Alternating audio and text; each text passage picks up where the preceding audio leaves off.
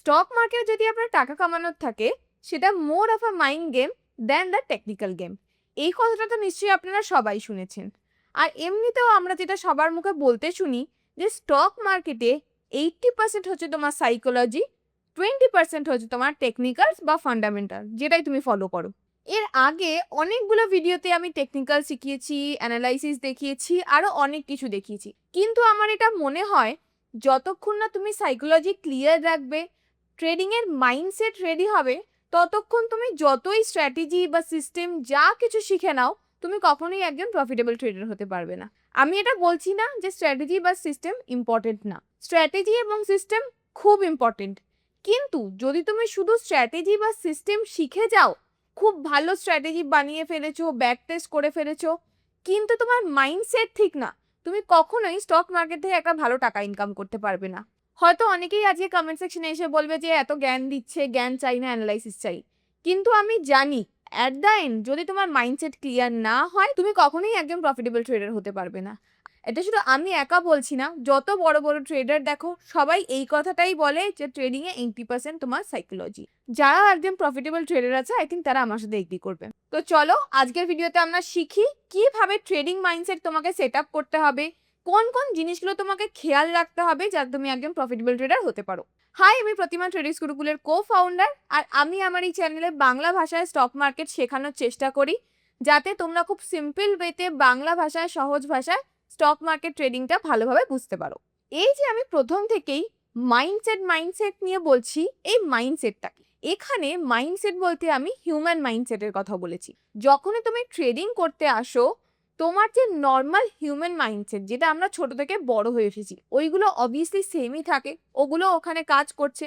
তো সেখানেই কিছু কিছু মাইন্ডসেট আছে যেগুলো আমাদের চেঞ্জ করতে হবে ইন স্টক মার্কেট। সেগুলোর ব্যাপারেই আজকে আমি ডিসকাস করব। আর আমি এখানে বারবার মাইন্ডসেটের যে কথা বলছি, এখানে আমি হিউম্যান মাইন্ডসেটের কথা বলছি। তো আগে বোঝো আমি হিউম্যান মাইন্ডসেটের ব্যাপারে কেন কথা বলছি। এই যে স্টক মার্কেটে প্রাইস কন্টিনিউ আপ ডাউন হচ্ছে, আপ ডাউন হওয়ার সাথে সাথে যে প্রাইসের গ্রাফ তৈরি হচ্ছে, এই গ্রাফটা কারা তৈরি করছে? আমাদের মতো নর্মাল লোক যারা ট্রেড করছে ওই স্টকে, তারাই নিশ্চয়ই তৈরি করছে। আজকে আমি ট্রেড করছি, আমার মাইন্ডসেট মার্কেটে রয়েছে, তুমি ট্রেড করছো, তোমার মাইন্ডসেট মার্কেটে আছে। এরকম করে যত লোক ট্রেড করছে, সবার মাইন্ডসেট মার্কেটে যাচ্ছে, সেই হিসাবে মার্কেটের প্রাইস উপরে বা নিচে যাচ্ছে। তাহলে তুমি যদি মার্কেটে এসে লোকের মাইন্ডসেটটা না বোঝো, তাহলে কিভাবে বুঝবে যে প্রাইস কেন উপর নিচ হচ্ছে, বা এর পরের মুভমেন্ট কি হতে পারে মার্কেটের? সাপোজ তুমি একটা স্টকে গেছো, সেখানে দেখছো ডেইলি টাইম ফ্রেমে একটা স্টক কিছুদিন ধরে একটা ছোট জোনের ভিতরে কনসলিডেট করছে এবং তারপরে ব্রেকআউট দিয়ে উপরের দিকে যাচ্ছে হাই ভলিউমে। এটা দেখে নর্মালি তুমি বুঝতে পারছো যে এই স্টকে যারা ট্রেড করছে তাদের মাইন্ডসেট কি হতে পারে।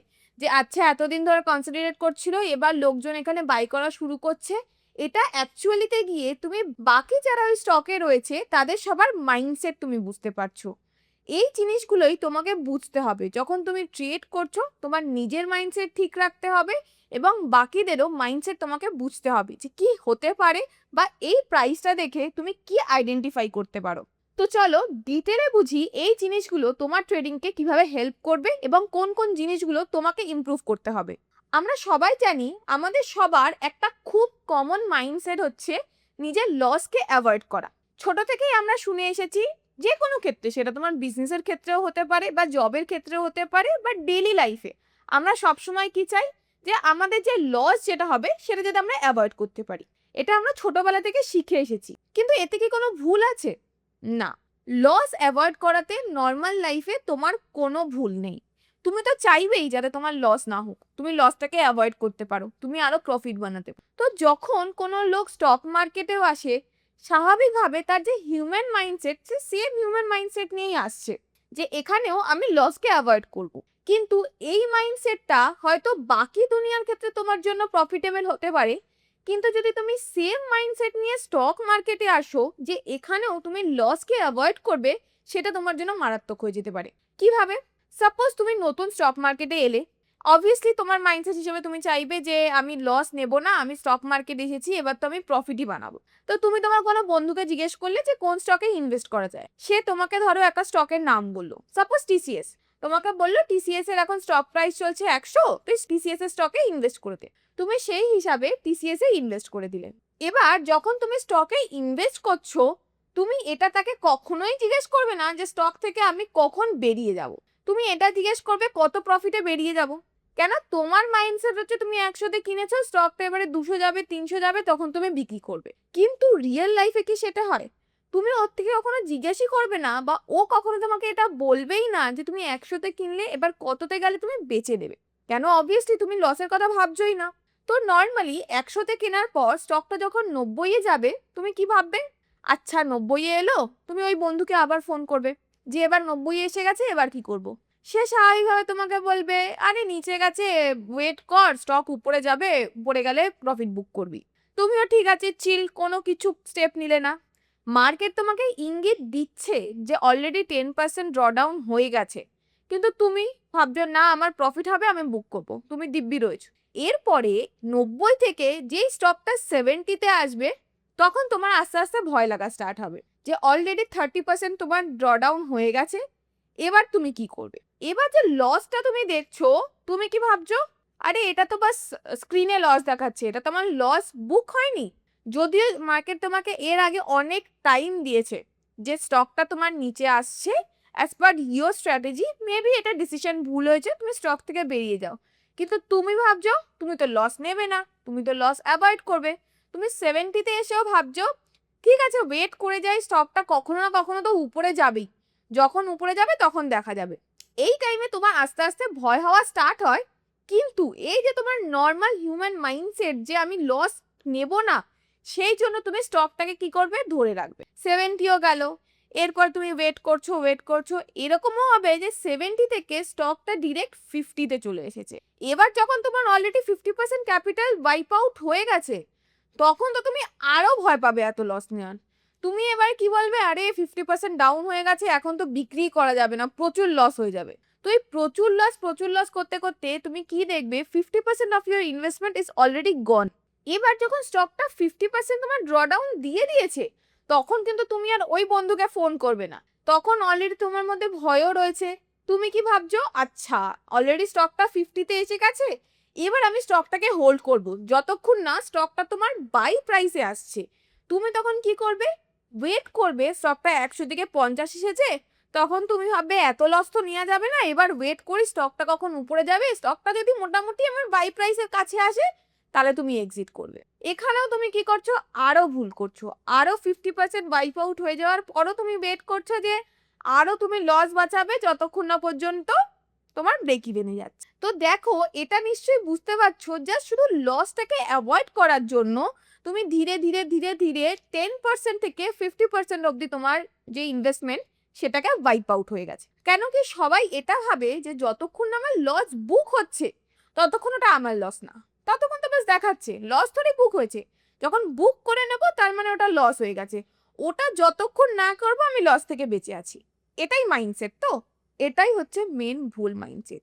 মার্কেট যখন তোমাকে হিন্ট দিচ্ছে সিস্টেমটা মেবি তোর ফরে কাজ করেনি, তুই বেরিয়ে যা, মেবি এখান থেকে যদি বেরিয়ে যেতে ছোট লস নিয়ে, তারপর তুমি আরো অপরচুনিটিস আসতো, সেখানে তুমি ফোকাস করতে পারতে। এখানে কি হবে, তুমি বাস ওটাকে হোল্ড করে রেখেছো লস বাঁচানোর জন্য, না তুমি এখানে কিছু করতে পারছো, না তুমি অন্য স্টকে ফোকাস করতে পারছো। এটা একটা ভুল। এবারে যখনই 50-তে নেমে গেল, তখন আরেকটা যেটা নতুন কনসেপ্ট হয় লোকের, বেশিরভাগ লোকই যেটা করে যে তখন তারা বলতে থাকে আমি তো লং টার্ম ইনভেস্টার, তো আমি এটাকে হোল্ড করব যতক্ষণ না উপরে যাবে। এটা সত্যি কথা যে প্রচুর লং টার্ম ইনভেস্টার্স এইভাবেই তৈরি হয়েছে। তারা জানে না স্টক থেকে কখন বেরাতে যাবে, অলরেডি নিচে আছে, তো তারা বলে যে আচ্ছা ঠিক আছে আমি তো এখন টিসিএস এর ইনভেস্টার, শুনতেও খুব ভালো লাগে।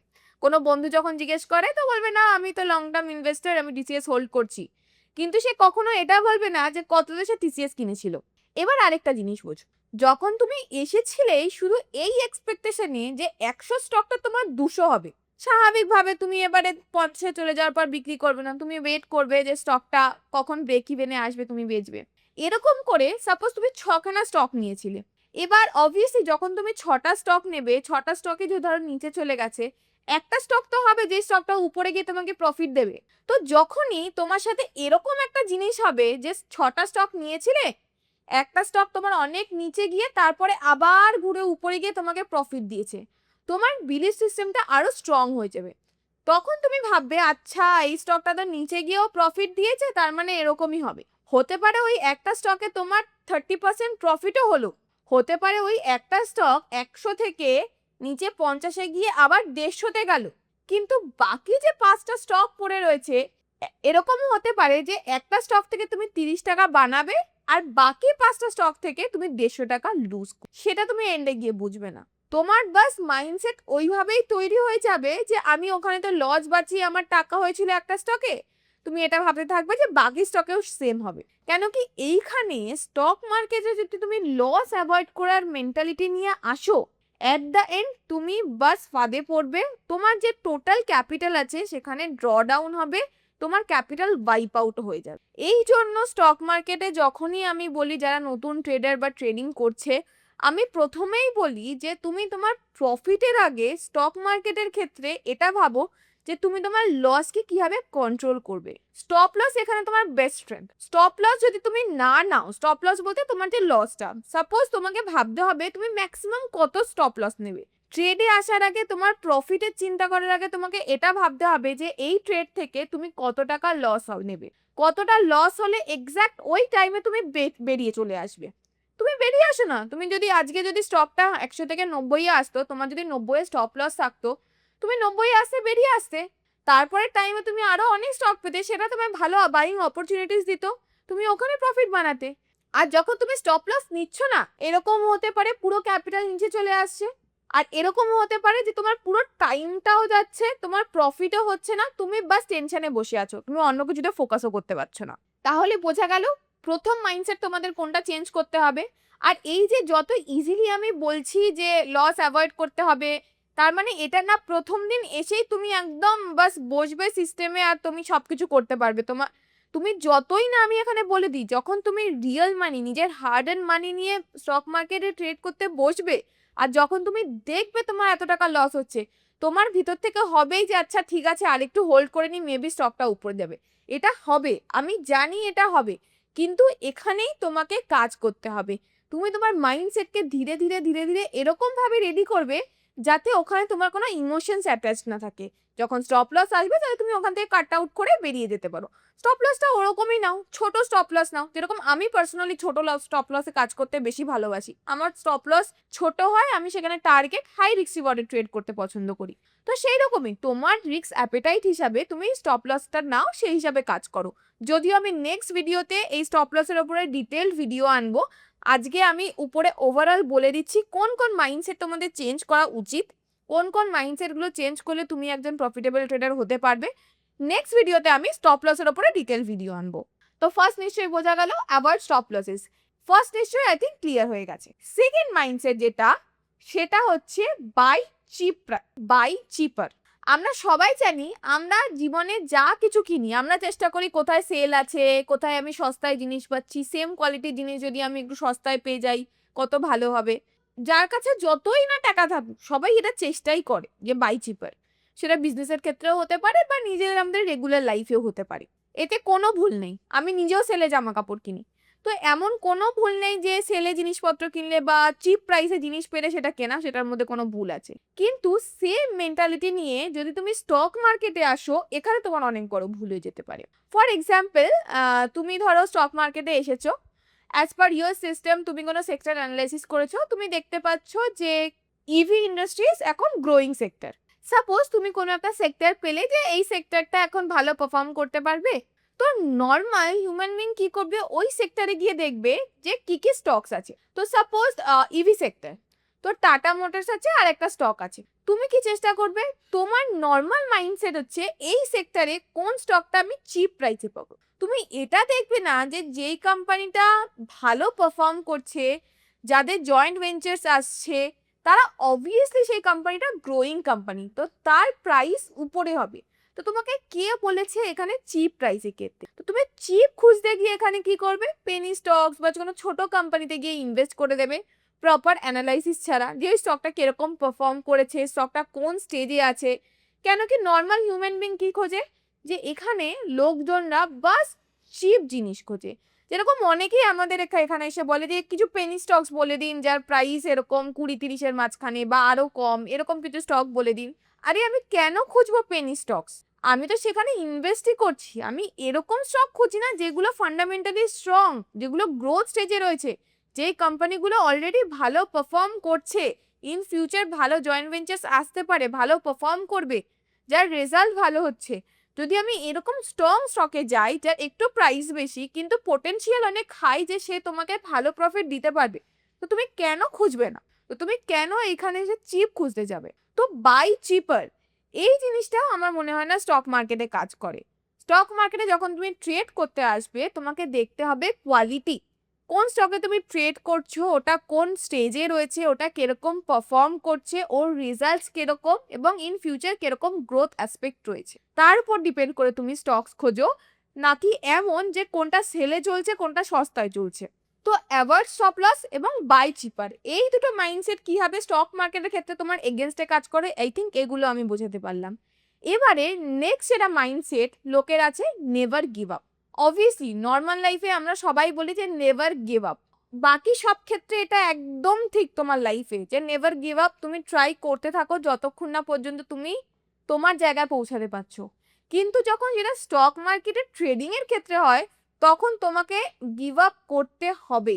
সাপোজ তুমি ডে ট্রেডিং করছো, ইন্ট্রাডে, তো লোকের যে রিভেঞ্জ ট্রেডিং স্টার্ট হয়ে যায়। সাপোজ তুমি ফার্স্ট ট্রেড নিলে অ্যাজ পার ইউর স্ট্র্যাটেজি, সেটা স্টপ লস গেল, তো তোমার 500 লস হলো। তো তুমি কি ভাবছে, নেক্সট ট্রেডে আচ্ছা 500 লস হয়েছে, নেক্সট ট্রেডে আমি এটা রিকভার করবো। তো নেক্সট ট্রেড নিলে, নেক্সট ট্রেডে আবার তোমার 500 লস হলো, তো এবার তোমার 1000 টাকা লস হয়ে গেল। তো আবার তুমি কি ভাবছে যে আরেকটা ট্রেড নিয়ে আমি 1000 টাকা রিকভার করব।